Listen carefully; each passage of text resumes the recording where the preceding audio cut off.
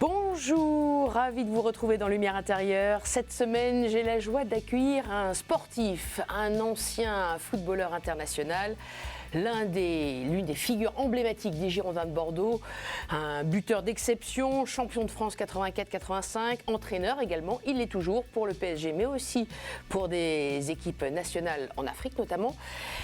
Il est toujours entraîneur et il est commentateur et consultant sportif footballistique sur Europe 1. Vous l'avez reconnu, évidemment.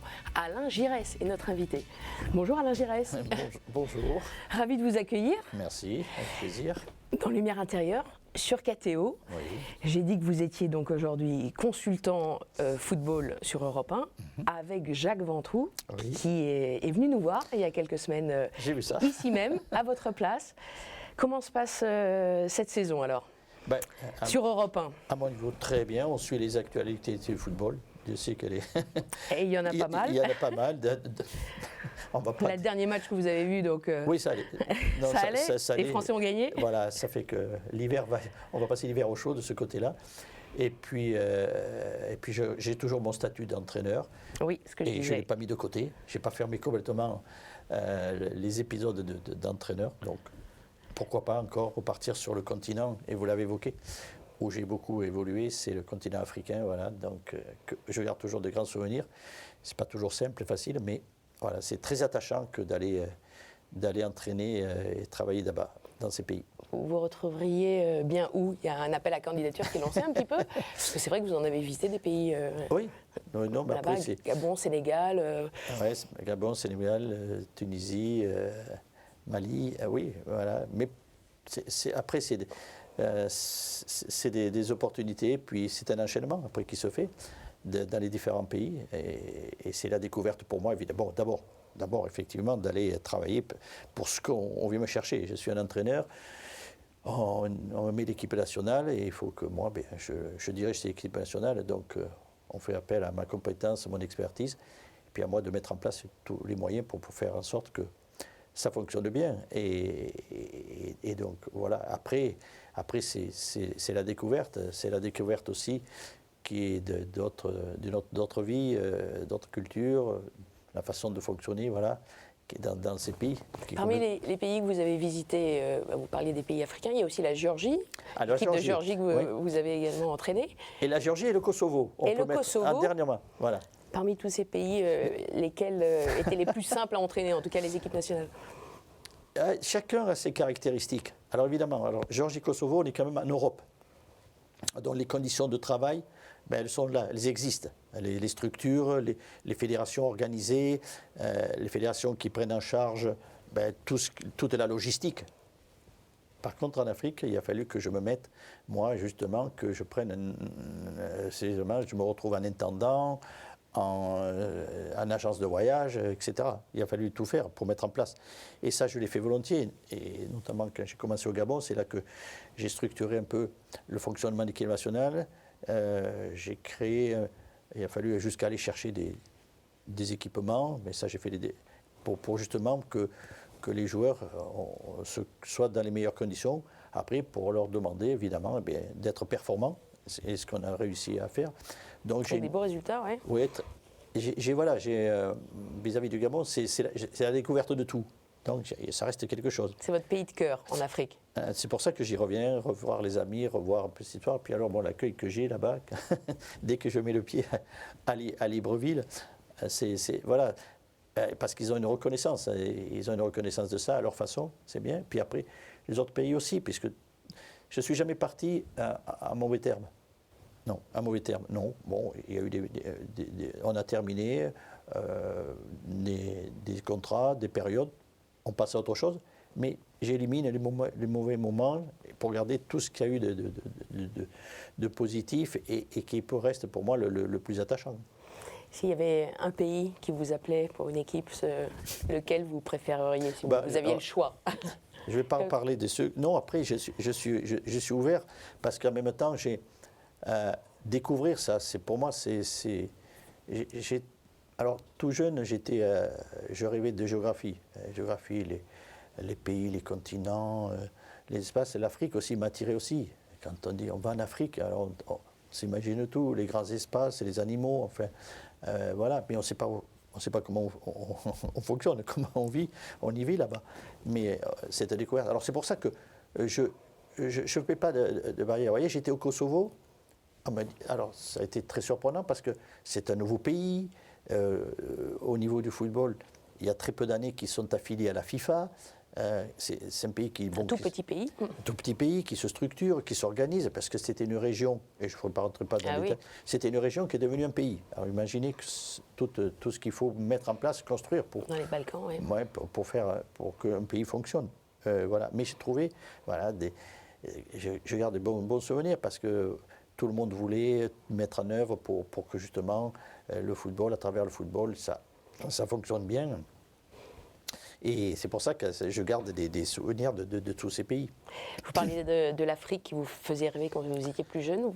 Quand est-ce que vous avez mis les pieds la première fois en Afrique? C'était vraiment quand vous avez été entraîneur ou non, même avant, vous étiez déjà allé régulièrement en Afrique? Oui, j'y avais déjà été. J'avais été faire des jubilés d'anciens joueurs. Oui. Parce qu'il faut dire que le continent africain, surtout l'Afrique francophone, est très relié à la France, et notamment dans le domaine du football, à ce que les équipes nationales ont réalisé, et notamment les équipes nationales auxquelles j'ai fait partie.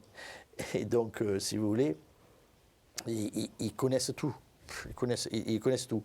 Et même, il y a des côtés qui sont marrants. C'est que, et je pense à mes parents, mes grands-parents, ben, le nom de Giresse, il est partout là-bas.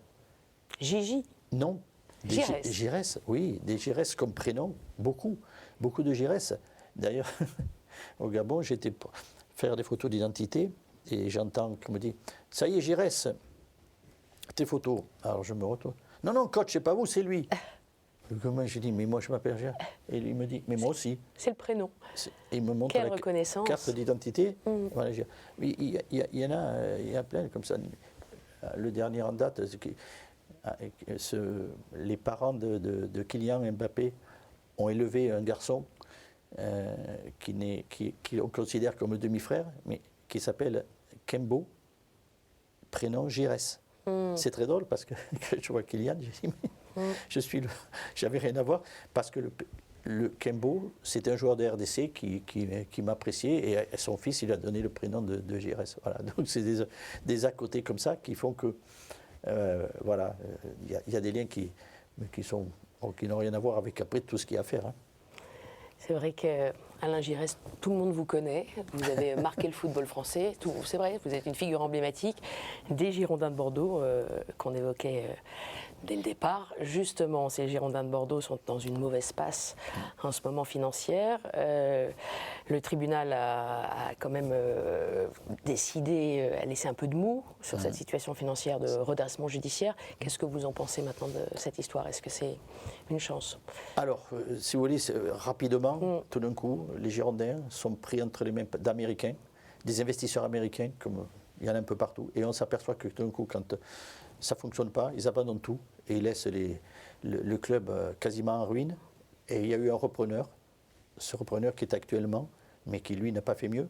Il n'a pas fait mieux, puisque même ça a été au-delà, puisque le club a été détruit, il n'y a plus de professionnalisme, donc ça élimine le centre de formation, il n'y a plus rien. Il vient d'avoir une centaine de personnes qui viennent d'être qui ont quitté, qui ont été licenciés, une centaine de personnes. Voilà. Et le club est en survie, vous l'avez dit, avec un redressement judiciaire. Il est en sursis, encore. Alors, moi, d'un côté, je vois les Girondins, j'ai toujours cet œil-là. Fatalement, je ne peux pas faire avec, je ne peux pas faire différemment. Mais en même temps, toujours, c'est à la tête toujours ces gens qui ont mené sportivement et financièrement le club dans cette situation. Et là, ces gens-là, je ne les cautionne pas du tout. Non, je ne veux pas. On me dit oui, mais il faut soutenir. Oui, soutenir. Mais soutenir ces gens-là, mais avec ces gens à la direction, pour nous, qui vont nous amener où?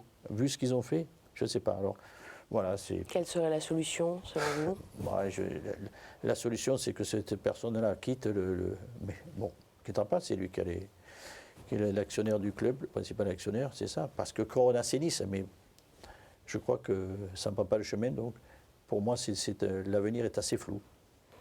On sent votre amertume et votre tristesse dans ce dossier. On comprend bien, parce que tout le monde se souvient des grandes heures des Girondins. J'évoquais également en introduction les championnats de France dans les années 80, 84, 85.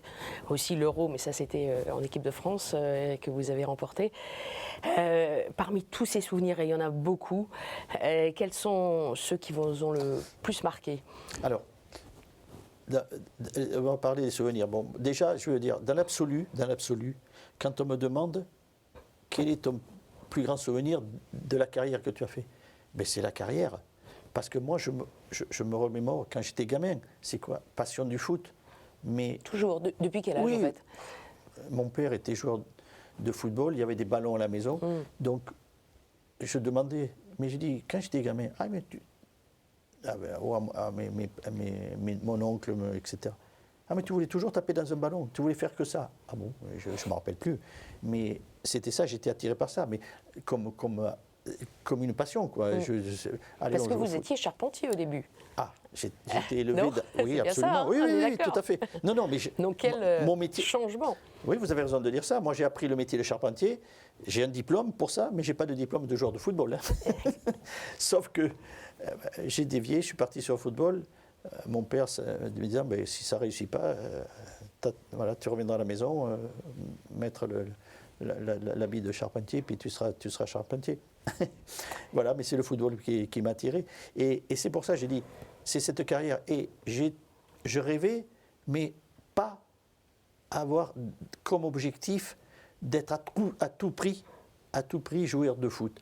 Parce qu'aujourd'hui, je trouve que maintenant, les enfants, je fais vite, je fais un raccourci, les enfants ou les jeunes enfants, quelquefois, par rapport à l'environnement qu'ils ont à voir, les parents en font un objectif de réussite. Et je trouve que, ok, mais malheureusement, il y a beaucoup d'appelés et il y aura peu d'élus, c'est évident. Alors, c'est ça qui est embêtant, parce que la déception peut être grande. Et on a l'impression que le plaisir, on dit jouer au football pour le plaisir, maintenant non, ça n'existe plus. Je pense que si vous jouez pour le plaisir, vous n'allez pas réussir. J'ai joué pour le plaisir. Tous mes coéquipiers de l'équipe de France dont vous parlez ont tous démarré parce que c'était les passionnés, plaisir. Ils ont réussi, on a réussi. Donc c'est ça qui est encore important. Pas facile, tenir ce genre de discours que je tiens, parce que justement, ces ambitions sont pas justement que liées au plaisir, elles sont parce qu'il faut réussir pour avoir, d'être joueur de foot et tout ce que ça représente et ce que ça peut apporter. On entend bien que l'époque a beaucoup changé, le football a beaucoup changé. Vous le regrettez? Alors, comme je dis toujours, attendez, c'est toujours un rectangle vert, et c'est toujours 11, et il faudra des bons joueurs et qui sont capables de créer un collectif. Ça, c'est évident. Mais après, c'est autour. C'est autour que ça a beaucoup changé. Oui, c'est toute l'environnement, il y a eu une énorme professionnalisation qu'il n'y avait pas avant, avec beaucoup d'argent, bien sûr. Bien sûr. La surmédiatisation, le niveau économique. Mais attention, en ce moment, on est dans une période un peu plus... Attention, là, il y a des problèmes parce que quand vous montez très haut, quand tout d'un coup ça se complique, on chute la descente, d'autant plus bas. Ça fait mal, et ça fait mal. Oui. Aujourd'hui, dans le panorama, quels sont vos joueurs préférés, les jeux que vous aimez Alors je dirais, le jeu que je préfère et qui est produit, c'est le jeu de l'Espagne. Le jeu espagnol, alors ils ont battu la France, malheureusement, à l'Euro. Bon, d'accord, mais sur ce qu'ils produisent, c'est ce qu'ils démontrent. Et là, c'est le vrai football, quoi. C'est le football. En ce moment, on a du mal, nous, à produire ce genre de football. On a de la solidité dans le jeu, je ne vais pas rentrer dans les détails, mais après, on est moins créatif. On est moins créatif dans ce qui fait que pour arriver à construire du jeu, et construire du jeu pour être efficace, c'est-à-dire pour arriver à marquer des buts et gagner les matchs. Je vous propose de passer à la deuxième partie de notre émission. On a parlé beaucoup de football pour cette première partie, c'est vrai. Mais maintenant, on va plus parler de chrétienté, de catholicisme. On est sur KTO. Et en l'occurrence, les téléspectateurs vont découvrir que vous êtes issu d'une famille très croyante. Vous êtes vous-même très croyant. Et je vous propose 4 mots, alors que je vais m'éclipser, qui ont lien à cette croyance, à vos valeurs chrétiennes, et parce que vous êtes aussi un catholique pratiquant, ce qui est de plus en plus rare quand même, sur notre plateau en tout cas. Merci Alain Giresse. Je passe de l'autre côté, je vous propose les 4 mots et on poursuit sur une autre tonalité. On ne va plus parler de football, enfin un peu moins. Bah, ça va me changer. Ça va vous changer. À tout de suite. À tout de suite. À tout de suite, Alain.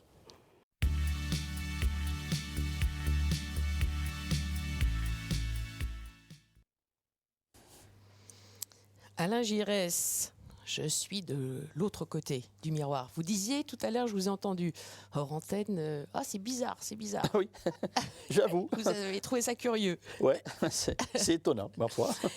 Ma foi. Allez, je vous propose... C'est le cas de dire. C'est le cas de le dire. Le premier mot que je vous propose, qui va résonner sans doute, le mot valeur, avec un S en lien avec votre héritage culturel et spirituel. Vous évoquiez d'ailleurs tout à l'heure l'Espagne, en lien avec le football. Vous avez vous-même des grands-parents espagnols qui vous ont transmis pas seulement le football. Voilà, mes grands-parents sont espagnols. Ma mère est née en Espagne également. Ils sont venus en France après tout ce qui pouvait, les problèmes de la guerre, la guerre civile en Espagne.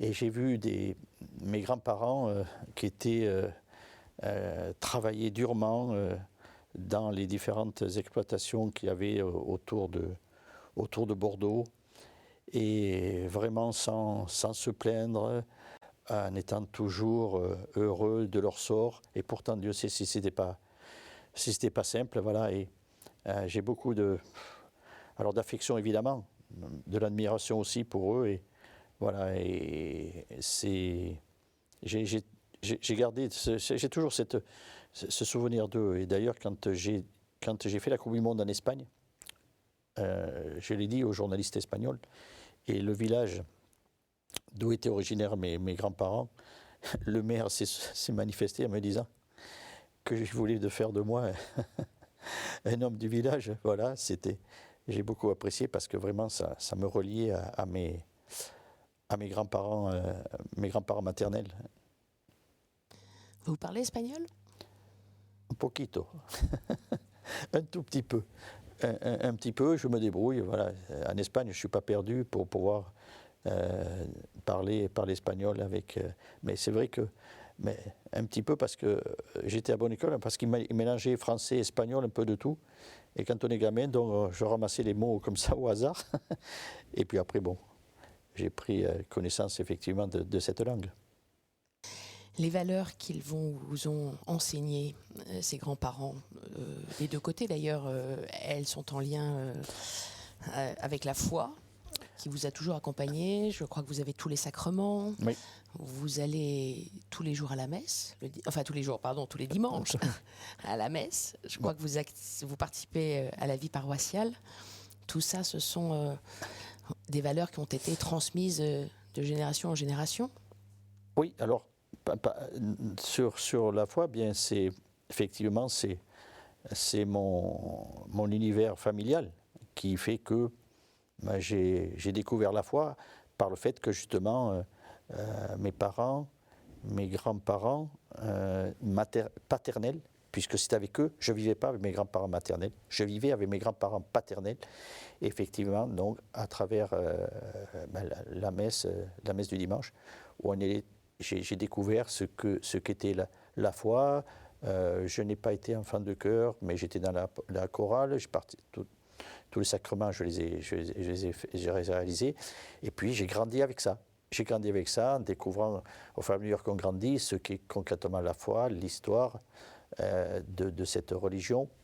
Et tout d'un coup, ça s'est imprégné en moi. Et je suis devenu adolescent, puis j'ai grandi encore, et j'ai pas eu envie de m'en détacher. Au contraire, elle est restée encore plus vivace en moi, parce que tout d'un coup, je voyais que c'était quelque chose qui m'accompagnait. Et la foi, elle est à moi comme quelque chose dans mon cadre à moi. Alors après, j'ai eu J'ai ma vie familiale, j'ai ma vie professionnelle, évidemment, mais j'ai aussi, pour moi-même, j'ai la foi là. C'est un soutien, c'est un cadre, c'est ce qui fait que, voilà, quand il y a des moments, on a besoin un petit peu de se ressourcer, un petit peu de tranquillité ou d'aide.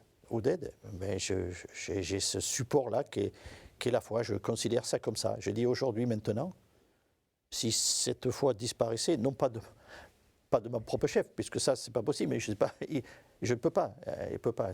Elle est à moi et il faut que elle m'accompagne. Elle m'accompagne toujours au quotidien. Il faut que j'ai cette foi toujours avec moi. On entend bien qu'elle est profondément ancrée en vous. Oui. Ces valeurs chrétiennes, est-ce qu'elles ont des points communs avec les valeurs du football ? Alors, oui, enfin, je détache après, vous savez, moi je dis d'abord, c'est des valeurs humaines. C'est des valeurs humaines que l'on doit avoir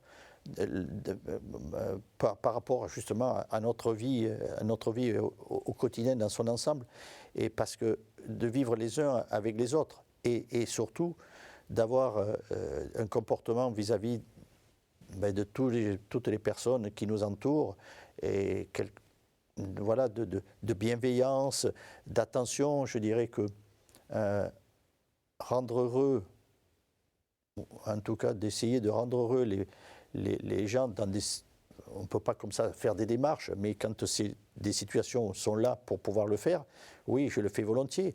Et c'est réconfortant pour moi. C'est réconfortant de sentir que il y a des gens, voilà, on leur apporte quelque chose. Et c'est pour ça, notamment sur le continent où j'ai été, je peux vous dire que je l'ai fait volontiers, mais ça me forçait, parce que j'estime que c'était quelque chose d'évident et que je puisais tout ça dans la foi pour pouvoir arriver à aider ou à faciliter la tâche de personnes qui en avaient besoin.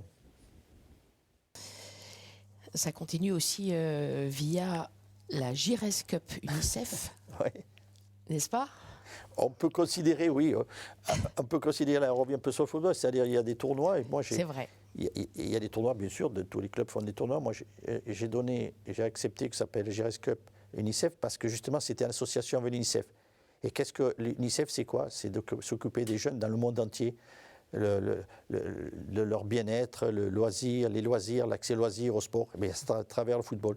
Et donc, oui, on a fait ça. Et en même temps, à l'intérieur de ce tournoi, il y a des ateliers que l'UNICEF, de l'UNICEF pour parler aux jeunes, etc. Et moi, pour donner voilà, l'accès au football et non pas faire de l'élitisme à tout prix à cet âge-là et de penser qu'à la compétition, non, au contraire, j'ai parlé de plaisir, voilà. Faites-vous plaisir et vous pouvez être, si un jour vous êtes, ça ne vous empêchera pas, si vous avez les qualités pour, de devenir un très grand joueur. Donc voilà, le sens que je donne à cette compétition et j'y tiens parce que ça me correspond. Vous êtes très engagé auprès des jeunes. Toute dernière question sur les valeurs. Quelle est votre valeur fondamentale ? S'il fallait en garder qu'une. Alors je dirais, alors les valeurs qu'on peut avoir, bon, moi je dirais simplicité, humilité, c'est ce qu'on doit avoir, j'espère, pour quiconque. Et puis surtout, moi, le respect de l'autre, l'attention à l'autre, la bienveillance, oui, ça voilà, je ne dirais pas forcément pour toute situation, mais dans l'absolu, voilà, le vivre ensemble, quoi. Le vivre ensemble. Et je peux vous dire, pourtant, j'étais dans des endroits où la ville était différente de celle que moi j'ai connue ou celle que je connais ici. Elle était différente. Mais ce n'est pas pour ça que je suis resté en dehors de cette vie. Au contraire, je me suis impliqué à travers la vie de la vie comme elle se passait, à travers toutes les cérémonies qu'il peut y avoir dans une vie, les cérémonies, mariage, baptême, malheureusement les décès et autres, les fêtes régionales ou nationales là-bas, voilà. Et ça parce que je trouve aussi, voilà, on trouve beaucoup de plaisir à être là, à partager tout cela. Et je dis, ouais, je vais redire le partage, le partage avec les autres. Partage, simplicité, humilité. Deuxième mot que je vous propose, Alain Giresse. Vous le voyez, le mot vierge. Oui. Ah oui. Je crois que vous avez un rapport particulier avec la Vierge Marie. Oui. Elle fait partie dans ma foi, évidemment, des personnages qui comptent parce que son histoire hein, qui est là, qui me touche au plus profond, c'est-à-dire que la mère du Fils de Dieu, hein, et qui, en tant que mère, a souffert, a dû terriblement souffert de ce que son fils Jésus a subi. Et moi, ça m'a beaucoup. Et comment se comporte, son comportement, voilà. Et je trouve ça, c'est admirable, quoi. Moi, je suis très touché par elle. Et je ne suis pas loin de Lourdes, où elle est apparue à Bernadette. Et donc, il m'arrive d'aller là-bas et en même temps, d'y aller pas qu'en voiture, puisqu'avec un coéquipier, on avait décidé, si on était champion de France, d'aller remercier la Vierge, parce qu'on se dit, alors la Vierge, je considère qu'elle est là autour de nous aussi, pleine de bonté, de sagesse, et je trouve qu'elle a un œil. Elle a un œil sur nous. Et donc, on ne lui a pas demandé. Qu'on voulait être champion, mais parce non, on a préféré, si ça arrivait, on y est allé en vélo. On est parti, on a fait 250 km de Bordeaux à Lourdes en vélo. Elle vous l'a accordé, c'était champion lors de la Coupe de France en 86. Ouais, c'est ça, hein. Et comme elle vous a accordé enfin, grâce à vous aussi, mais elle vous a accordé cette victoire, vous avez donc respecté votre promesse d'aller en vélo. Oui. Et puis, à Lourdes. Oui, c'est ça. Et puis, je trouve que, voilà, en même temps, elle aurait pu dire, mais vous m'avez rien demandé. Non, mais on ne voulait pas demander. Simplement, quelque part, on se dit, et moi je me dis, on s'est dit à mes coéquipiers qu'elle a veillé sur nous. Elle a veillé sur nous, et donc, c'est une façon de la remercier. Rendre grâce, remercier, plus important que demander. Ah, certes, bien sûr. Oui, parce que demander, réclamer, oui. Mais allez, pour être tout à fait honnête, je demande plus à Dieu, évidemment. Dans les prières, il y a quand même des petites demandes. Mais je ne peux pas faire, pas toutes les demandes. Parce qu'à un moment donné aussi, je demande plus de l'aide à Dieu que de lui réclamer quelque chose. Mais de l'aide de pouvoir y arriver, d'avoir de la détermination pour faire face à, et comme une force, plus une façon d'accompagnement plus qu'une réclamation à tout prix. Après, parce que c'est à moi à prendre en main. Mais selon, aide-toi et le ciel t'aidera. Voilà, c'est plus comme ça que je fonctionne. Vous évoquiez le mot prière tout à l'heure. Oui. À l'instant. Eh bien, c'est le troisième mot, Alain Giresse. Car je crois qu'il y en a beaucoup dans votre vie. Vous priez beaucoup. Tous les jours, tous les soirs. Tous les soirs. Oui, alors on m'a demandé pourquoi pas le matin. Eh oui. Oui. Parce que je fais le bilan, quoi. Je fais le bilan, entre guillemets, de la journée, avec les bons et les mauvais moments qui peuvent arriver. Et en même temps, après, la nuit à venir, et puis je repars pour une autre journée, et je me retrouve après, dans la journée d'après. Et voilà, c'est mon rythme à moi. Je le préfère comme ça, voilà. Et alors les prières sont aussi des échanges, des discussions. Je vous l'ai dit un peu, quelques demandes, comme j'en ai parlé.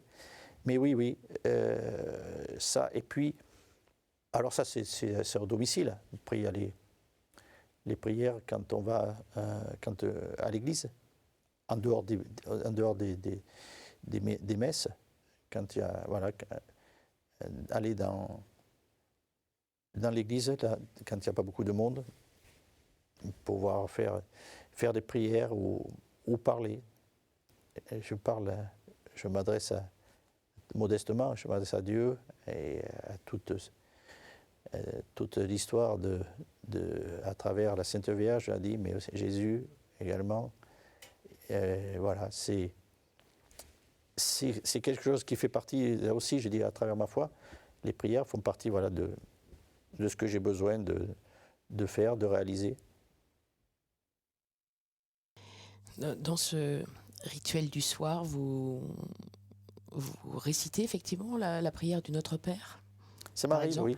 Ça m'arrive, oui. Oui. Oui, ça m'arrive, oui. Oui, ça m'arrive. Alors, je peux vous donner une précision sur le Notre Père? Allez-y, bien sûr. Notre Père qui est aux cieux. Maintenant, on le tutoie dans la prière. Oui. Pas moi. Je dis toujours vous. Je peux pas. Quand tu es à la messe, qu'il y a le Notre Père, tout le monde dit, on utilise le tu, et moi je dis toujours vous. Je dis toujours vous. Voilà. Je n'ai pas pu passer, parce qu'avant, quand j'étais plus jeune, c'était vous. Et maintenant, mais voilà, c'est mon truc à moi. Ouais, je le dis, ça ne change rien sur le fond, mais c'est ma façon à moi de le réciter, de réciter cette prière. Par marque de respect? Certainement. Une forme de respect, oui, je pense que c'est ça, oui. Je me dis non, je ne peux pas tutoyer le Seigneur, le bon Dieu. Non, je ne peux pas. C'est pas. Ça, voilà. Je ne dis pas qu'attention, que c'est pas bien, hein, c'est pas ça. Mais voilà, chacun sa façon d'exprimer ce Notre Père. Et je vous salue Marie. Ah, ça va, je vous salue Marie. Mais c'est je vous. Voilà, c'est voir ça. Donc, c'est je vous salue Marie. Chose. Je vous salue Marie, ça va, là, c'est parfait. Franchement, je te salue Marie, oh là là. Oh là là. Ça, c'est. Non, je ne peux pas, là. Je te salue Marie. Non, je ne pourrais pas. Non, franchement, je ne pourrais pas. Non, j'ai tellement c'est plus que du respect, quoi. Donc, je ne pourrais pas faire ça. J'ai entendu aussi que vous étiez allé plusieurs fois en pèlerinage en Israël. Non, non, c'est pas un pèlerinage. C'est surtout que j'ai été parce que j'étais amené à aller dans ce pays par mon sport, mon football m'y a amené. Mais évidemment, aller en Israël et ne pas aller, puisque tout se passait à Tel Aviv, ne pas aller à Jérusalem. La première chose qui comptait pour moi aussi, c'est d'aller jusqu'à Jérusalem. Et Jérusalem. Alors j'ai fait tout le circuit Bethléem, le Saint-Sépulcre, et voilà, parce que l'histoire de Jésus, ça me marque profondément sa vie, ce qu'il a fait. Il a souffert pour nous, nous a montré. Il a été sacrifié pour notre vie. C'est comme ça que je le conçois. Il pouvait éviter, mais il a voulu, voilà, pour que nous soyons dignes sur cette terre. Et quand on va là-bas, et je suis rentré dans le tombeau, ça, j'en garde un souvenir énorme et assez particulier. Là, ça m'a secoué, quoi, de voir tout ça. Et voilà, ces moments, c'est quelque chose de fort, quoi, d'avoir été là-bas et de découvrir un petit peu, je dirais, tout ce qui a fait l'histoire de cette, moi je le considère comme ça, de la religion, de cette religion, qui fait partie de ma vie. Voilà, donc c'était, oui, un moment important et énorme que j'ai vécu là-bas. Un moment que vous avez partagé en famille Non, également? Non. Non, jamais Non, avec vos 3 non, fils, par exemple, non. Mathieu, c'était Thibaut, Arnaud? Non, c'était pas le cas. Non, c'était pas le cas. C'était comme ça. C'est des opportunités qui sont passées. C'est vrai qu'après on peut toujours se dire qu'on peut. Bon, maintenant, malheureusement, ça devient très compliqué. Voilà, mais quand c'est alors c'est des opportunités. L'opportunité, elle est venue parce qu'il y avait ces possibilités, et donc je me voyais pas ne pas le faire, quoi. Je ne voyais pas de ne pas le faire. Donc, à chaque fois, j'ai trouvé le moyen de pouvoir aller jusqu'à Jérusalem, et puis de découvrir, si vous voulez, un petit peu de situer un grand moment de l'histoire, de cette religion, de ma religion, et tout ce qui en découle pour moi. Comme le mot est prière, est-ce que vous priez aussi pour la société qui se sécularise de plus en plus? Est-ce que vous priez pour l'Église romaine catholique? Est-ce que vous priez pour le pape? Alors, je prie, oui. Oui, les prières, la prière, c'est, je pense, alors, c'est pas forcément pour soi, c'est de dire, je parle je prie parce que tout ce qui fait la foi et Dieu, la Vierge, Jésus, etc. Voilà, c'est ce qui compte pour valider la foi. Mais en même temps, effectivement, de prier pour tous ceux qui sont dans le monde et qui sont dans des conditions terribles, très compliquées, et que ça puisse s'arranger, que surtout pour tous ceux qui sont les dénominateurs de ces problèmes-là, qu'ils aient un peu plus de raison, et qu'ils comprennent qu'on est sur Terre pour vivre ensemble. Si on est tous sur Terre, c'est pour pouvoir se comprendre, et il y a les moyens de le faire, avec de la bonne volonté, et donc que ça puisse permettre aussi que cela se produise. Alors je sais que c'est des vœux pieux, mais je souhaite, les prières aussi, elles sont dans ce sens-là, oui. On l'a entendu, vous nous l'avez exprimé, elle est un pilier de votre vie, un phare, une lumière intérieure, c'est la foi. 4e mot, on termine là-dessus. La foi, c'est quelque chose, comment dirais-je, c'est quelque chose qui n'est pas facile à définir, la foi. C'est comme, si vous voulez, j'ai 2 mains, 2 jambes, ça fait partie de, c'est mon corps, mais j'ai aussi, j'ai la foi, sauf que on voit les bras, on voit les mains, les pieds, mais on ne voit pas la foi, c'est intérieur. Mais elle est là. Il y a pas, on ne peut pas faire un scanner, un IRM pour voir, mais elle est là, elle est à moi, elle est à l'intérieur, la foi. Et elle n'est pas dérangeante, au contraire. J'ai dit, elle est là, il faut qu'elle soit avec moi. Elle fait partie de mon fonctionnement.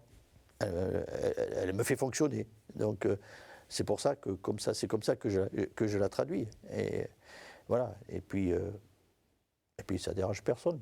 Donc mais à moi ça, voilà, je pourrais plus maintenant, j'ai dit, ne pas avoir cette foi à moi. Voilà. De toute façon, on ne peut plus. On ne peut pas l'en enlever. Elle est incrustée. Cette foi incrustée, elle vous fait fonctionner, comme vous venez de le dire. Elle vous fait espérer. Oui, c'est ça. Oui. Ah ben, oui. Toujours. Alors, c'est espérer. Vous allez me demander à quoi? Ben, un monde meilleur. Un monde meilleur. C'est évident. Voilà. Et de croire toujours en ça. De ne pas renoncer. Déjà, en même temps, la foi permet aussi quand j'ai dit fonctionner, c'est d'avoir, c'est ça, cette attitude, ce comportement vis-à-vis de tout le monde qui nous entoure et de toutes ces personnes que l'on peut côtoyer de près, de loin, peu importe, qu'ils soient avec n'importe quel, eux aussi, avec d'autres religions. Moi, j'étais dans des pays où c'était pas, la religion n'était pas la mienne, mais on s'est bien entendu. On s'est bien entendu parce que quand on a la foi et quand on croit aux bonnes choses, eh bien, les religions se retrouvent. Et je trouve que, donc, pourquoi on n'y arriverait pas à une échelle plus importante? Ça, c'est, voilà, c'est peut-être utopique, mais il n'empêche que je crois et j'espère à ça. Vous espérez sur Terre, concrètement, au quotidien, est-ce qu'il y a une espérance qui va au-delà? Ah ben de toute façon... Elle est également incrustée avec vous, oui, dans votre foi, dans votre cœur. Oui, mais je sais qu'après la vie, ben, il y a autre chose. Bien sûr, c'est plus physique, mais c'est spirituel. Il y a toujours un après. Il y a toujours un après. Et je le vois, puisque maintenant, j'ai déjà perdu des parents, mon père, des parents. Mais pour moi, ils sont pas là, mais ils sont ailleurs. C'est ailleurs, et il existe. Et quand je vais sur la tombe de mes parents, je parle, parce qu'ils sont là, je parle avec eux, quoi. J'explique un petit peu ce que je suis en train de faire, etc. Donc, oui, il y a toujours cette espérance-là de savoir que ça s'arrête pas là. Vous sentez leur présence à ces ancêtres disparus, comme des anges ou... Oui. Puis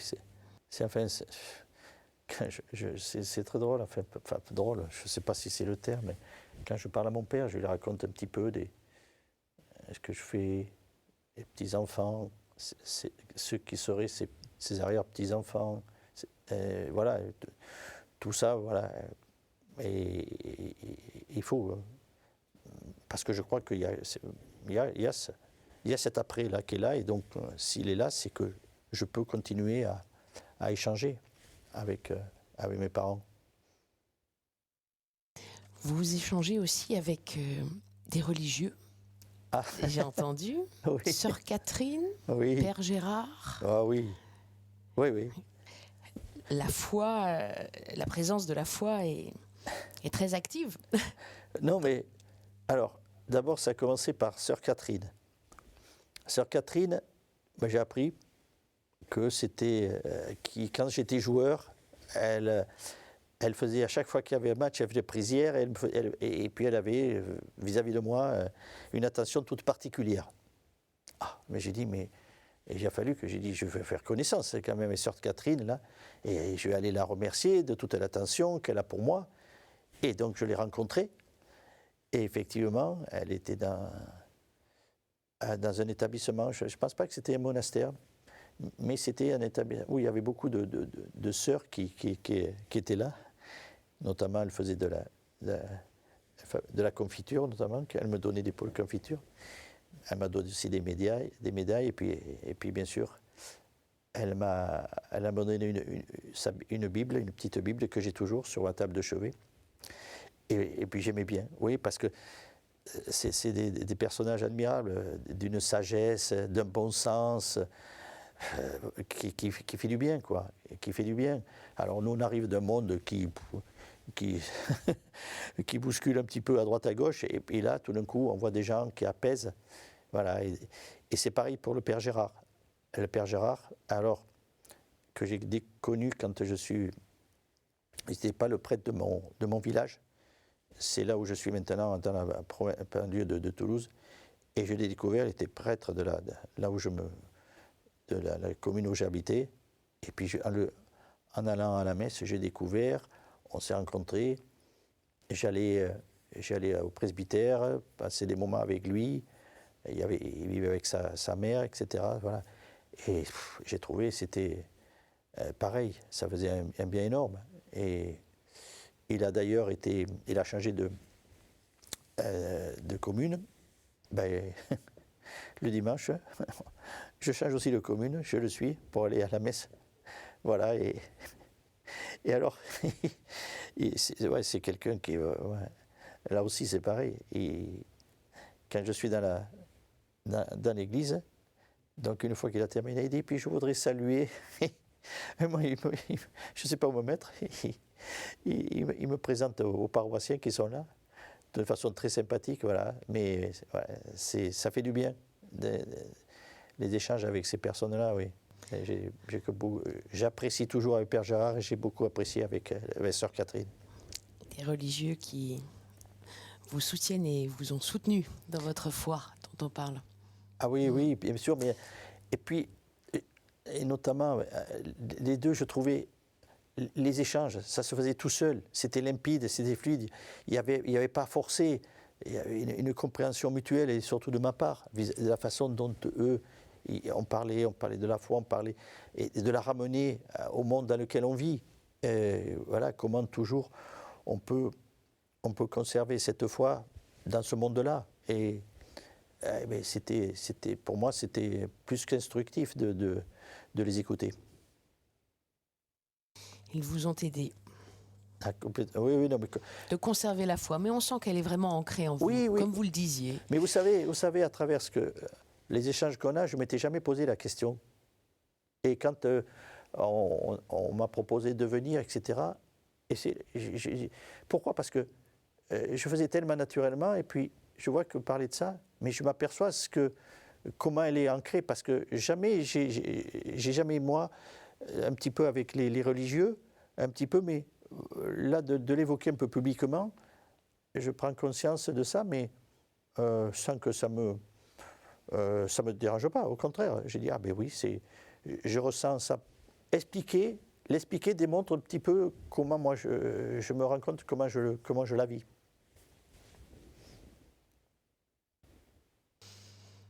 Merci Alain Giresse. Ben avec plaisir. Pour cet éclairage sur votre foi. Je reviens auprès de vous pour la conclusion. À tout de suite. À tout de suite.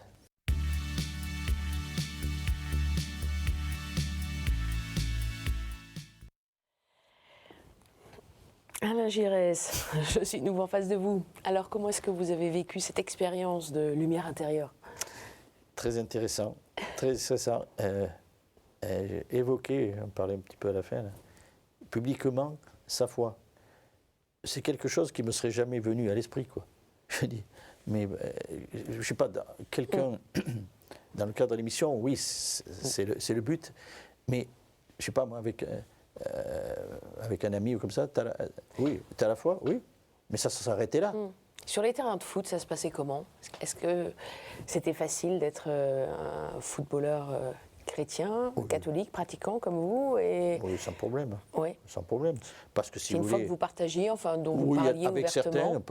avec certains, oui, puisqu'on est à fait lourd en vélo, etc. Mais oui, avec d'autres, non.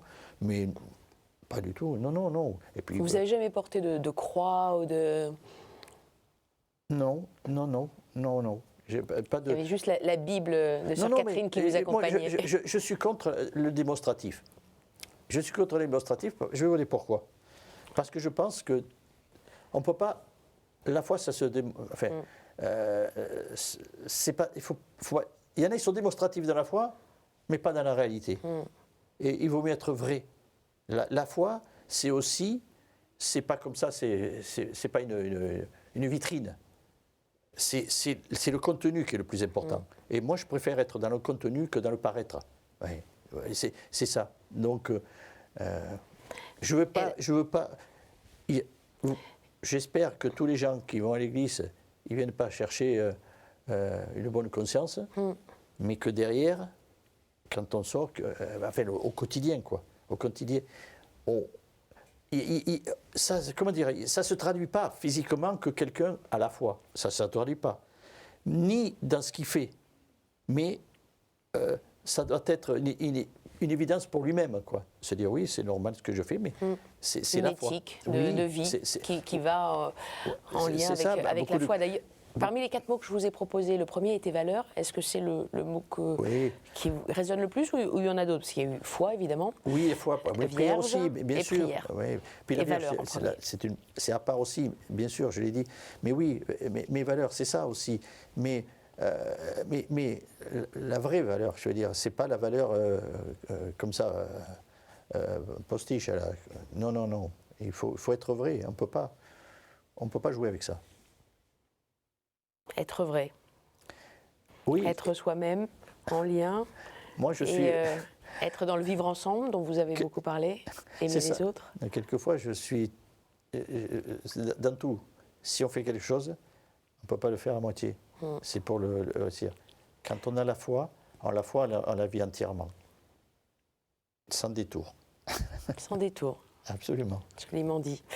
Et c'est sans détour, de façon ancrée, qu'on peut vous entendre. Je sais que la transition est un petit peu abrupte, mais on arrive au terme de l'émission, qu'on peut vous entendre sur Europe 1, très régulièrement. Et là aussi, on a un Alain Giresse plus vrai que jamais, avec Jacques Ventroux, sur une périodicité... c'est par semaine, et puis selon l'actualité. Selon l'actualité footballistique, elle est récurrente, fréquente. Voilà, donc il faut intervenir. Merci beaucoup Alain Giresse pour ce partage. Vraiment. Merci à vous. Merci beaucoup. Merci à vous de nous avoir suivis. Si vous voulez revoir l'émission, vous connaissez l'adresse ktotv.com. On se retrouve la semaine prochaine. Très bonne soirée, au revoir.